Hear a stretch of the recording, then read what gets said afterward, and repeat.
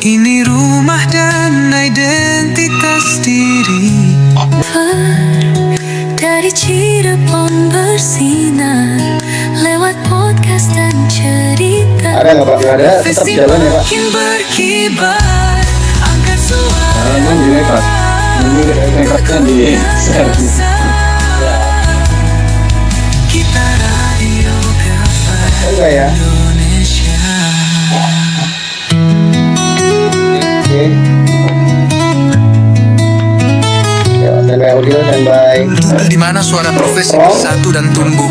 Hashtag Radiografer bersuara Cirebon Podcast. 5, 4, 3, 2. Assalamualaikum warahmatullahi wabarakatuh. Selamat siang sahabat Radiografer dimanapun kamu berada. Senang sekali saya Ilham Hadinata, juga sebagai Radiografer di Rumah Sakit Plumbon, juga sebagai bidang humas dan sistem informasi serta informasi teknologi di Perhimpunan Radiografer Indonesia pengurus cabang Kabupaten Cirebon, yang akan nemenin kalian semua ngobrol santai, ngobrol hangat tapi penuh makna. Nah, spesial banget di podcast perdana kita kali ini kita sudah kedatangan bintang tamu spesial. Beliau adalah tentunya orang yang tidak asing lagi buat kita semua, guys. Mas Lukmanul Jauhari, apa kabar Bapak? Selamat siang. Siang Mas Ino. Oke, terima kasih. Ini perdana banget Pak buat kita semua nih. Perdana nih. Iya. Gimana Pak perasaannya Pak? Biasanya di studio dan ini live-nya online juga. Live-nya online. Yang penting kita membuat gebrakan baru Pak di dunia podcast. Ya, tentunya di Instagram. Terima kasih gerakannya untuk Kabit Humas dan Sistem Informasi IT. Keren. Ya mungkin ini bukan nyoba-nyoba ya. Semoga ada peminatnya ya. Iya. Karena live Instagram nggak seperti live streaming di YouTube ya. Betul banget. Ya apapun itu kita coba dengan gebrakan baru ya Pak ya. Yang kita harapkan ini menjadi sebuah inspirasi bagi Perhimpunan Radiografer Indonesia dimanapun berada tentunya. Oke. Kira-kira kita mau Iya, pertama banget. Pertama dan perdana Pak. Sesuai tema Pak, ya kan? Temanya ini udah berat banget nih, ya kan? Ya ini pengenalan doang sebenarnya. Sebenarnya cocoknya itu untuk ini anak-anak mahasiswa yang baru tuh sama yang baru lulus, kan pengenalan organisasi profesi ya. Iya sih betul. Ya kalau buat kita yang udah kerja udah jadi anggota PARI ya flashback aja. Iya. Jadi mau di spill langsung atau mau tipis-tipis dulu nih Pak? Tipis-tipis. Ya langsung aja lah. Oke. Jadi guys, jadi banyak yang nanya. Oh, kayak penontonnya banyak aja. keren. Dia buat teman-teman juga nih yang mau tanya gitu ya tentang apapun itu, tentunya tentang organisasi profesi kita. Ya, boleh silakan kamu tulis di kolom komentar yang saat ini kita sedang live. Oke, saya share screen dulu. Nanti mungkin akan dijelaskan sedikit-sedikit. Habis itu nanti kita ya biasa Pak, obrol-obrol santai aja di podcast perdana kita kali ini ya. So guys, inilah materi yang akan dibawakan oleh Ketua Profesi Radiografer Indonesia pengurus cabang Kabupaten Cirebon, Mas Aan. Please welcome.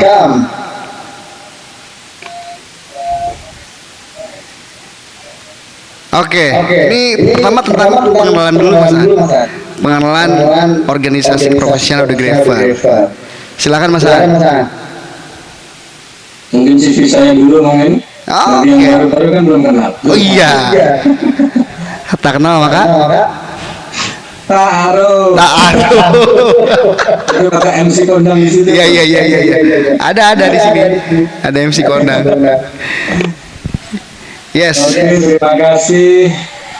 Assalamualaikum warahmatullahi wabarakatuh, teman-teman semua anggota PARI Kabupaten Cirebon. Kenalkan, nama saya Lukmanul Jauhari, biasa dipanggil Mas Aan.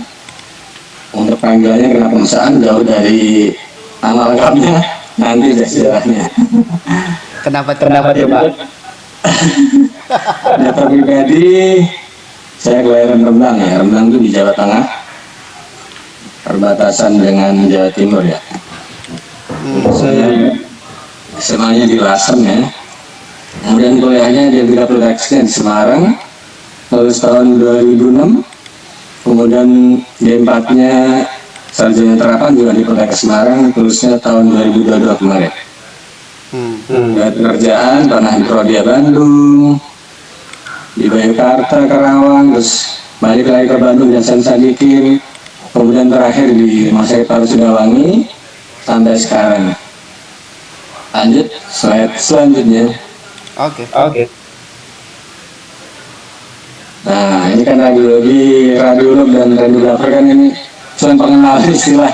Iya. Sebenarnya slide-nya buat mahasiswa baru ya ini kemarin. Ini mungkin kita udah tahu ya radiologi apa, radiolog apa, radiografer apa ya. Lanjut aja. Skip ya. Oke.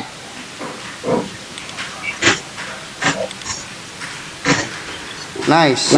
Ini juga skip juga ya Pak. Semua udah pada tahu ya.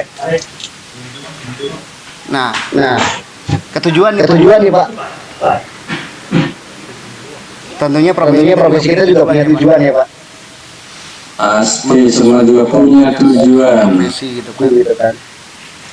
Tujuan profesi kita ya istilahnya menampung semua permasalahan ya. Semua permasalahan kita yang tanggung sendiri, bukan organisasi. Iya. Sebentar. Ya, sejarah tentang radiografer. Dan itu bisa dilihat, udah tahu ya. Kemudian Ari tujuannya menampung, memadukan, menyalurkan dan memperjuangkan aspirasi radiografer Indonesia. Tugas pokoknya meningkatkan motivasi anggota dalam bidang radiologi, riset, penelitian serta pengembangan bidang radiologi, serta mempunyai fungsi sebagai fasilitator dengan fungsi fasilitas pengembangan karir dan sistem penghargaan. Punya lambang, panji, pataka, himne, seperti yang dilihat ada lambangnya. Iya. Dan harga kewajibannya semuanya bisa dilihat di websitenya Pari ya, www.pari.or.id. Lanjut. Oke, wait. Sebentar Pak.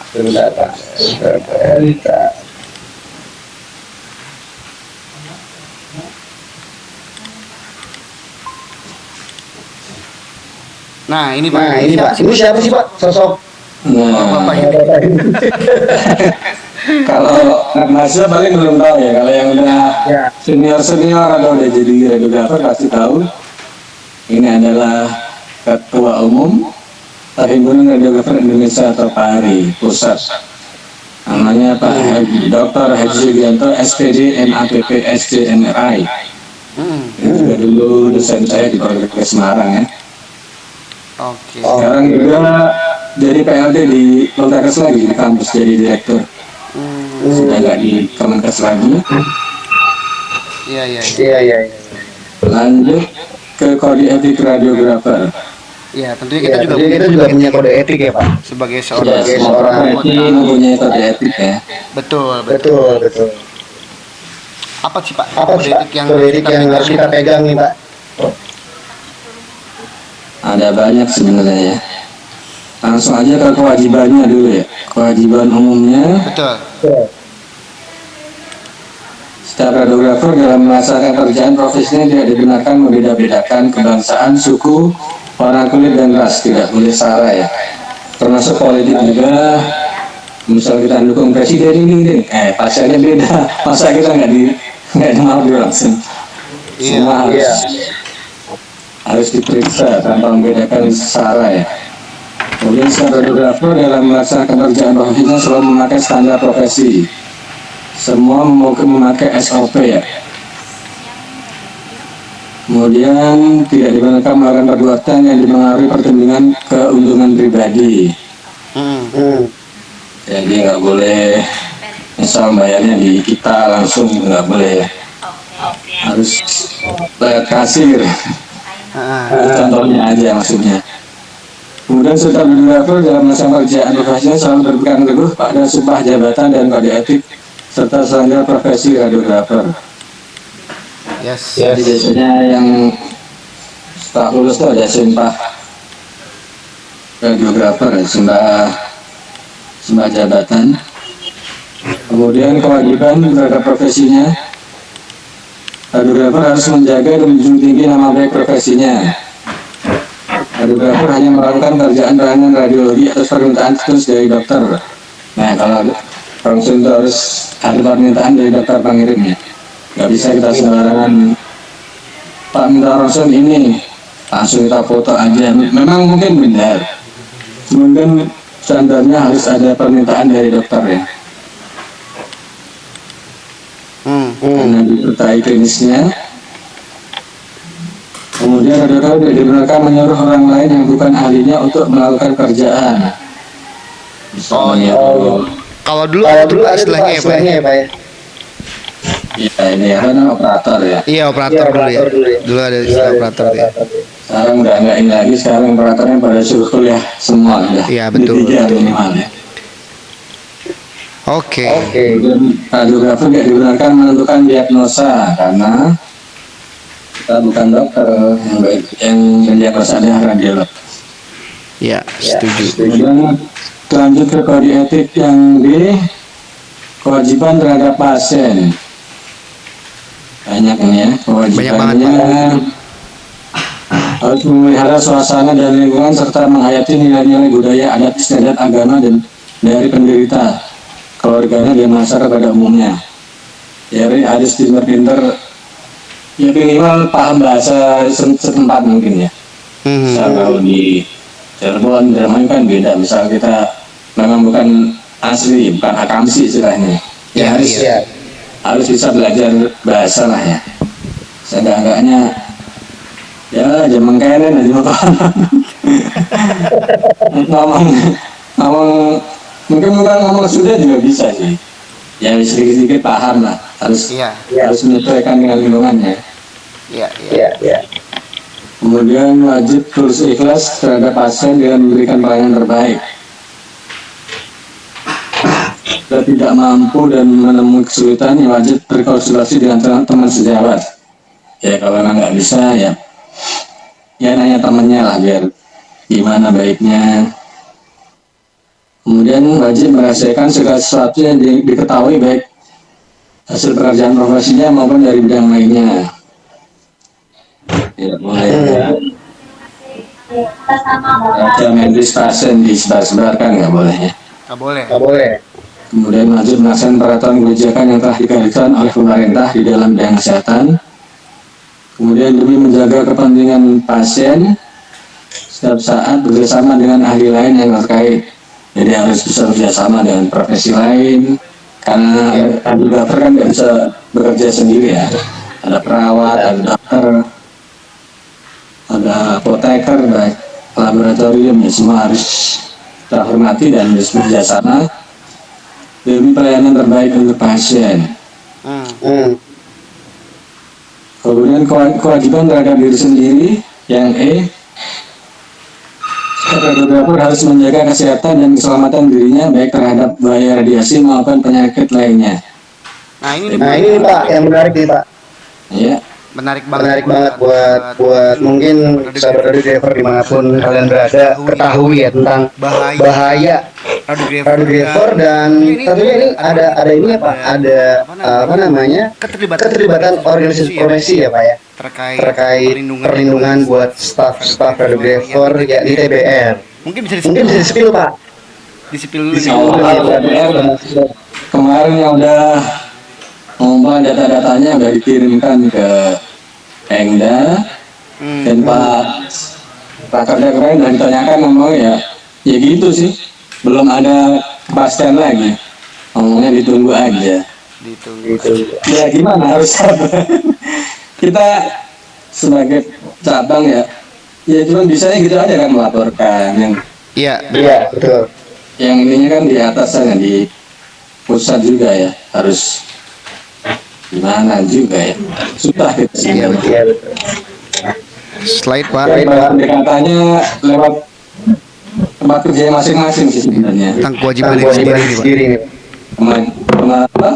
Kemampuan finansialnya rumah sakit atau gimana itu penting juga.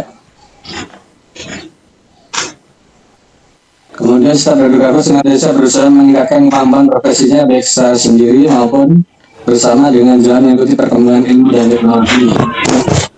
Mungkin dengan diklat-diklat agar ilmunya meningkat ya. Kemudian berdasarkan surat Kemenkes nomor HK PT01.07 Menkes garing 316 garing 2020 tentang standar profesi radiografer. Standar profesi radiografer terdiri atas standar kompetensi dan kode etik profesi.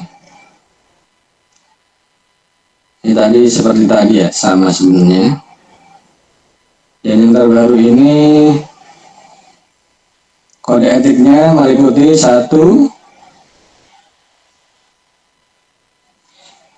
Halo, Ino? Slide-nya.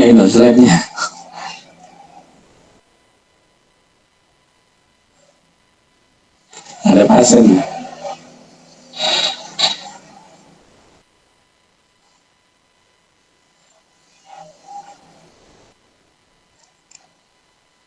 Ya, mungkin kalian bisa membaca ini ya. Surat keputusan Menkes nomor HK.0107 garing Menkes garing 316 garing 2020 tentang standar profesi radiografer. Halo Ino. Halo Pak. Sorry. Tadi ada kesalahan teknis banget nih. Standar kompetensi Pak dan kode etik. Nah ini apa ya yang menjadi pegangan buat kita semua tentunya sebagai anggota profesi Perhimpunan Radiografer Indonesia tercinta ya Pak. Siap. Ya berdasarkan tadi putusan Kemenkes nomor 307 2020, kode etik itu terdiri dari menjamin terselenggaranya pelayanan kesehatan bidang radiologi sebatas kewenangan dan tanggung jawabnya. Melakukan pelayanan radiologi, radiodiagnostik dan radioterapi di sarana pelayanan kesehatan. Melakukan pelayanan pendidikan bidang radiologi, radiodiagnostik dan radioterapi. Menjamin akurasi dan keamanan tindakan proteksi radiasi dalam pemeriksaan radiologi sesuai asas proteksi radiasi. Yang kelima, melakukan tindakan jaminan dan kendali mutu peralatan radiologi yang sederhana dan sifatnya terbatas. QC dan QR gitu ya. Lanjut, maksud dan tujuan. Oke.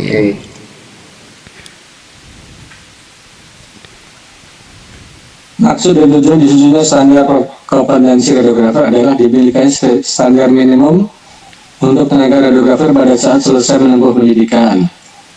Yang kedua, standar kompetensi radiografer disusun bertujuan untuk menjadi acuan dalam menentukan standar kompetensi lulusan radiografer, menjalankan kewenangannya di sarana pelayanan kesehatan, mengembangkan pengetahuan dan keahliannya dalam rangka meningkatkan profesionalisme radiografer.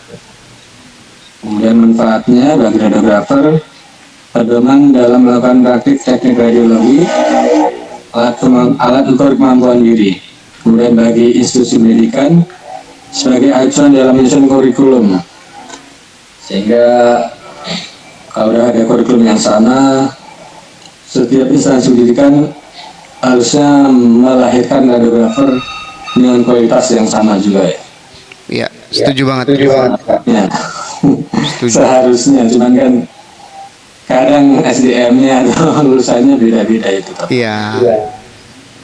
Tapi yang jelas kan sudah memberikan yang terbaik Pak buat mahasiswanya. Ya kan? Itu kan kembali ke individu masing-masing. Kemudian bagi pemerintah atau bagi pengguna, sebagai acuan bagi pihak yang akan memberikan lisensi sehingga dapat mengetahui kompetensi yang telah dikuasai seorang videografer.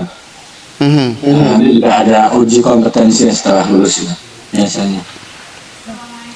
Nah mungkin nanti di next podcast kita akan bahas terkait uji kompetensi, kemudian bagaimana kita memproses perpanjangan surat izin praktek. Wah, ini pembahasan yang menarik sih mungkin buat sahabat radiografer yang berada di Kabupaten Cirebon khususnya. Yes. Iya. Ya, nah, kalau masalah hukum nanti kayaknya harus dari praktisi ini kampus sih sebenarnya. Oh begitu. Iya nggak apa-apa. Nanti kita join ya Pak ya. Siap. Slide Pak. Bagi organisasi profesi sebagai acuan dalam menjalankan program pengembangan kompetensi secara berkelanjutan, sebagai acuan untuk menilai kompetensi elektromagnetis lulusan luar, ini apa ya? Kok elektromagnetis lulusan luar negeri? Iya. Kayaknya salah ini deh. Elektromagnetis. Nah ini Pak, kita langsung terpusat aja Pak. Mungkin buat adik-adik mahasiswa yang kita menaungi 2 kampus ya Pak di Kabupaten Cirebon, betul ya? Tambah malah sebenarnya sekarang tuh. Oh nambah? Ya di Muhammadiyah itu ada Bang. Dan yang di Pilang itu. Iya. D4. Kabupaten juga ikutnya ya. Oh, D4 itu Pak, berarti D4 ya? D4 ya? Yang di Pilang kan D4 tuh. Iya Pak, gimana caranya sih Pak kita masuk sebagai anggota profesi, terdaftar, divalidasi, dan juga kita mendapatkan perlindungan hukum? Itu kan tujuannya masuk untuk sebagai anggota profesi adalah mendapatkan perlindungan hukum. Kalau menurut saya ya, supaya kita dapat penjelasan, kita juga dapat kewenangan untuk melakukan segala sesuatu yang berhubungan dengan ilmu radiologi tentunya. Nah mungkin di spill dulu nih sama Bapak Ketua kita yang masih muda, unyu-unyu. Oke, untuk menjadi anggota PARI caranya bisa dibaca panduan registrasi anggota baru di siappari.or.id. Kemudian masuk ke websitenya siap.pari.or.id. Klik registrasi member baru ya. Ini mungkin untuk yang belum jadi anggota juga bisa langsung klik ini ya. Oke. Baru. Misalnya yang udah kerja, ya tetap harus registrasi member, karena kalau belum terdaftar di Siapari harus ngeklik ini juga, karena semuanya data-datanya di situ sudah lengkap. Kemudian isi formulir registrasi anggota baru mulai dari data pribadi, unggah ijazah dan foto dengan jas PARI background merah. Mungkin nanti bingung kok nggak punya jas PARI, ya nanti bisa menghubungi pengurus ya. Oh iya. Jas PARI dengan background merah, bisa pinjem atau bisa kalau mau beli silakan. Repot kayaknya kalau beli ya. Ada konfirmasi pembayaran dengan verifikasi admin Siapari maksimal 1 kali 24 jam. Setelah diverifikasi Anda mendapatkan email untuk membuat password dan berlogin ke akun Siapari. Biaya registrasinya cetak KTA 55.000 dan KTA-nya akan dikirim ke alamat masing-masing sesuai yang diisi tadi. Lanjut. Oke. Belum sih. Kok terima kasih? belum. Nah, langkah-langkahnya itu ya. Ini langkah-langkahnya ya. Sorry. Klik itu dulu, anggota baru. Mungkin bisa disematkan ya Pak. Linknya nanti kita akan sematkan linknya di kolom komentar. Jadi buat teman-teman semua bisa buat adik-adik mahasiswa ya ingin bergabung bersama anggota profesi PARI. Nah, nanti kita akan sematkan linknya dan kawan-kawan semua bisa lihat tutorialnya banyak banget ya di YouTube atau bisa baca panduannya di siappari.org ya Pak ya. siap.pari.or.id. Terima kasih Pak koreksinya. Jadi kalau Kabupaten Cirebon sendiri Pak, sekarang ada berapa sih Pak? Anggota kita ini ada berapa? Kita ini mau menaungi berapa anggota? Data terakhir sekitar 105,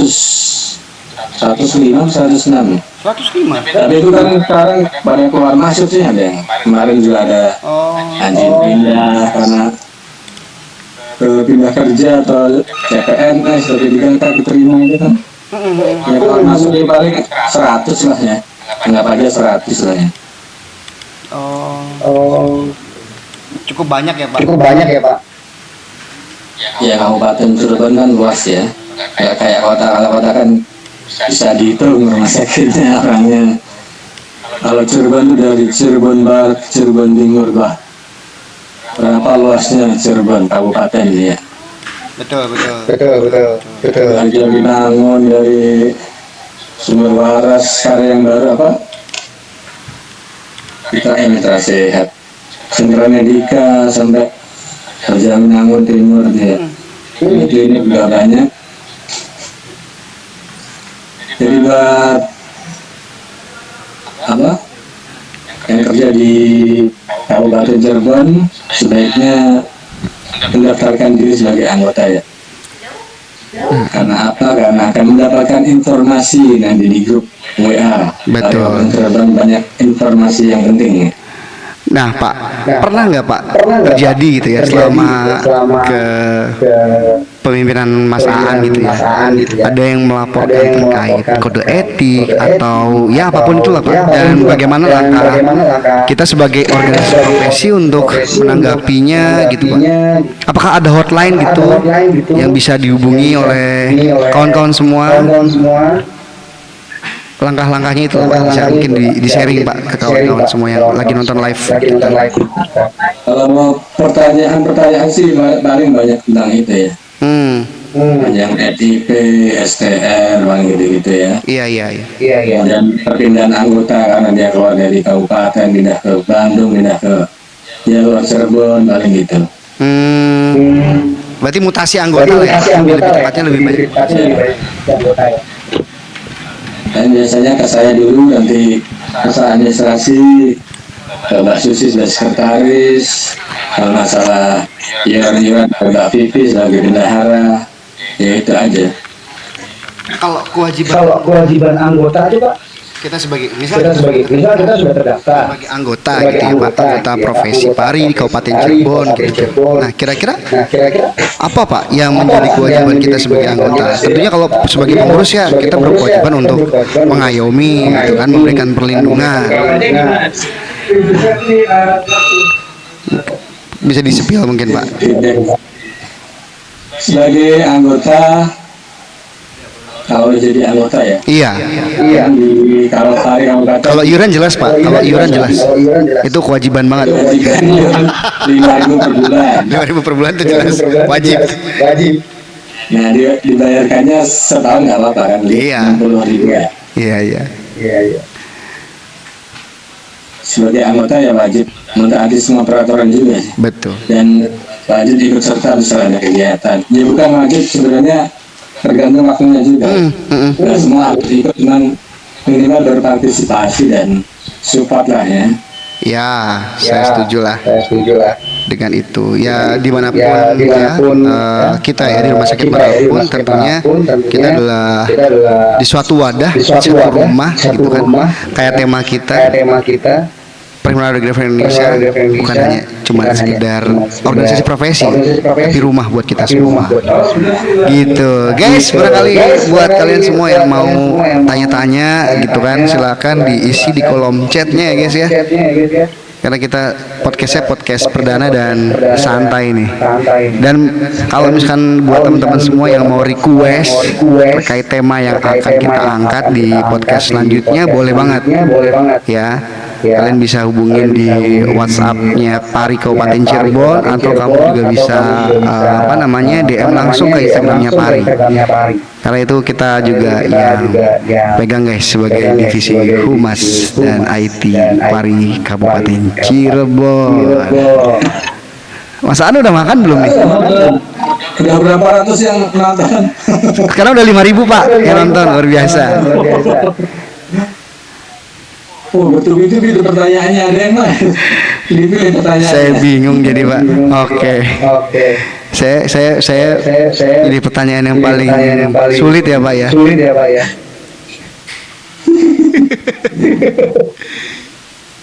Yang sulit nanti jawabnya nggak bisa. Ini sulit banget ini.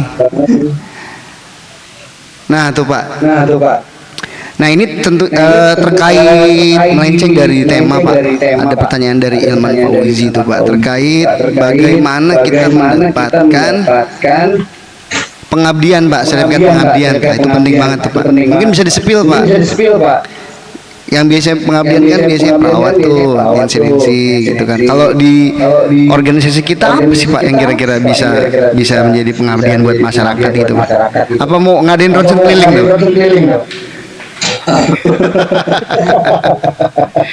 Pengabdian masyarakat itu kan kalau aturan dari Kemenkes kan harus itu ya, memang harus kerjasama dengan organisasi profesi lain sih sebenarnya. Misal ya donor darah, terus pengobatan gratis kayak gitu ya. Iya. Yang kayak kemarin kota Bandung sih bisa ya, kerjasama dengan Labkes provinsi kemarin. Kita cuma dikasih kuota 50 orang untuk jadi kayak administrasi aja sebenarnya sih, bantuin pendaftaran, mungkin mengkoordinasi badan berat badan, karena radiologi kan nggak ada di kayak cek misalnya gratis kan, radiologi apa nggak ada. Iya sih, betul banget. Jarang kan. Iya. Bisa pun ada ronsen gratis kan tetap harus. Oh nggak bisa ya. Harus ada indikasi ya Pak. Pakai mobil X-ray yang di bis itu mungkin. Iya. Kayak check up. Cuman kan selama ini belum ada ini. Iya betul. Pak, kalau sekretariat PARI itu dibahas bagaimana cara pendaftaran sebagai anggota PARI itu Pak. Nah, sekretaris kantor sekretariat itu di mana sih Pak? Untuk PARI kabupaten sih belum punya kantor. Oh gitu. Jadi instalasi radiologi rumah sakit harus didalangi ya untuk sementara ini. Kalau untuk sekretaris pusatnya mah di Jakarta ya, ada kantor PARI yang gedung PARI yang kita ditarik iuran itu ya. Iya. Di dekat kampus itu. Untuk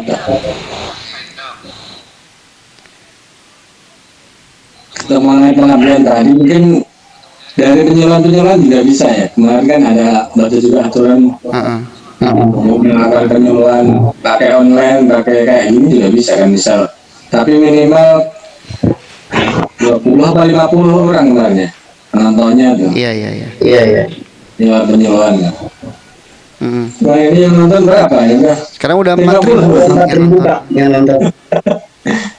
Ya semoga bisa diklaim jadi pengabdian masyarakat. Sudah 4.500. Yang penting bukti screenshotannya, kemudian kita kayak ngetik tentang ya di kertas itu lah, menceritakan tentang kegiatan ini puasa tanggal berapa, bukti screenshotannya.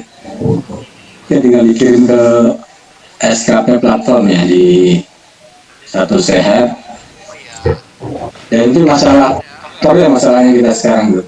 Kan nggak tahu, kalau dulu kan tahu PARI pusatnya siapa yang ini. Sekarang kan dari kolegiumnya siapa juga sih kan nggak tahu, nggak ada nomor hotline yang dihubungin. Terus klarifikasi siapa, dan baru pusat pun tanyain juga nggak tahu ya. Yang tanyain juga nggak tahu. Jadi sebenarnya pusingnya mah masalah pendekatannya. Iya. Oke. Penjelasannya cukup jelas, ya. Ini juga kawan-kawan juga bisa aktif langsung kok, karena kita ini luar biasa ya. Orangnya masih muda, kan? Open minded, care banget, peduli anggotanya, gitu kan. Keren lah pokoknya, update lah, terupdate gitu. Yang ada mah Bang Gino. Akreditasi GCI. International. Mas Aan, kira-kira nih Mas, sebagai apa ya? Sebagai seseorang yang awam, mungkin bagi mahasiswa di 3 radio diagnostik dan terapi gitu kan. Ada nggak sih wadah yang bisa disediakan oleh organisasi profesi selain merekrut anggota juga menyalurkan ini loh ada yang butuh radio driver loh gitu kira-kira bagaimana ya Pak? Putus-putus kenapa? Nggak jelas. Ya, semisal sebagai mahasiswa gitu kan yang belum tahu akan bagaimana cara mencari pekerjaan sebagai organisasi profesi itu kita juga berhak untuk memberikan itu. Memberikan apa? Halo? Iya. Memberikan apa namanya kesempatan atau memberikan peluang buat mereka itu Pak. Putus-putus. Bagi apa?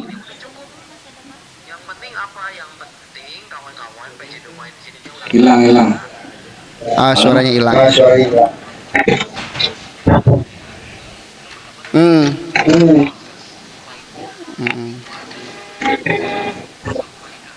Ya ini kendalanya podcast nggak satu studio gini. Iya betul banget Pak. Pak mungkin langsung itu memang terobosan Pak ke apa namanya closing kesimpulan ya Pak ya sebagai seorang radio driver, sebagai seorang anggota radio driver, sebagai seorang mahasiswa, Pak harapan Bapak nih Pak. Oke, jadi kalau kalian udah kuliah radiologi ya, radio akan menjadi radiografer dan kalian akan terjun ke lapangan langsung. Jadi sebaiknya harus dalam satu wadah organisasi sehingga merasa terlindungi dan dapat banyak info. Istilahnya takutnya sih itu dapat info mungkin tentang loker, tentang pergumulan di daerah kalian yang tempat kerjanya. Jadi banyak nambah teman ya, istilahnya nambah tali silaturahmi sehingga insya Allah rezeki akan lancar dan umur panjang sehingga hidup kita nggak melusuk gitu aja. Nice. Terima kasih banyak loh Pak sudah gabung di podcast perdana kita dan harapkan buat kawan-kawan semua ya yang ingin mengangkat tentang apapun itu kita akan agendakan setiap bulannya dan kita akan panggil ahli di bidangnya tentunya.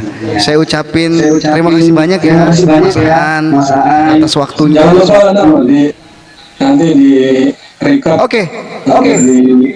Pasti banget, ya. pasti. Biar ada yang nonton. Iya.